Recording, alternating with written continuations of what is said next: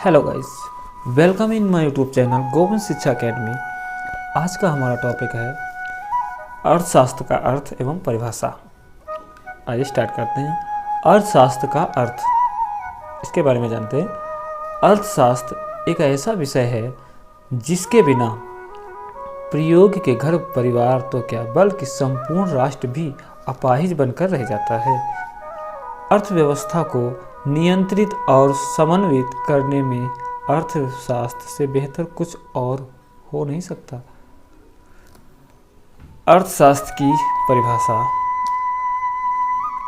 सामाजिक विज्ञान की उस शाखा को जिसके अंतर्गत वस्तुओं एवं सेवाओं के उत्पादन, वितरण, विनिमय और उपभोग का अध्ययन किया जाता है, अर्थशास्त्र कहलाया जाता है।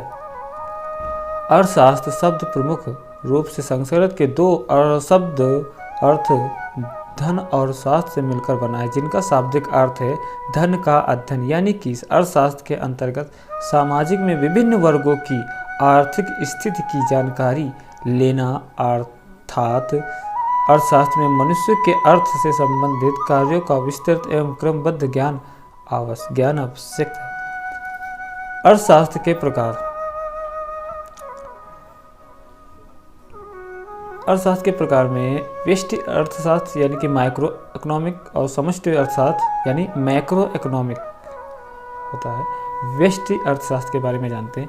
व्यष्टि या सूक्ष्म यानी माइक्रो, जैसा कि इसके नाम से ही इसके बारे में समझ में आता है, यह अर्थशास्त्र एक व्यक्ति या एक फर्म के व्यवहार का अध्ययन करता है, जिसमें व्यक्ति या एक फर्म के उन आर्थिक निर्णयों को समझने का प्रयास किया जाता है जो वह किसी भी आर्थिक गतिविधि को संपन्न करने से पहले लेता है। जैसे कि वस्तु किसी कीमत घट या बढ़ जाती है तो उस वस्तु को खरीदने को लेकर क्या निर्णय रहेंगे। यानी कि अर्थशास्त्र उपभोक्ता के रूप में उसके व्यवहार को समझने का प्रयास करती है। माइक्रो अर्थशास्त्र यह समझाने की कोशिश करता है कि अलग अलग वस्तुओं का अलग अलग मूल्य कैसे और क्यों होता है, कैसे व्यक्ति वित्तीय निर्णय लेते हैं और कैसे व्यक्ति एक दूसरे के साथ सबसे अच्छा व्यापार, समन्वय और सहयोग करते हैं। सेकेंड, समष्टि अर्थशास्त्र के बारे में जानते हैं। माइक्रो इकोनॉमिक में अर्थव्यवस्था का समग्र अध्ययन किया जाता है। इसके फोकस में एक विशिष्ट भौगोलिक क्षेत्र, एक देश, एक महाद्वीप या यहाँ तक कि पूरी दुनिया शामिल हो सकती है।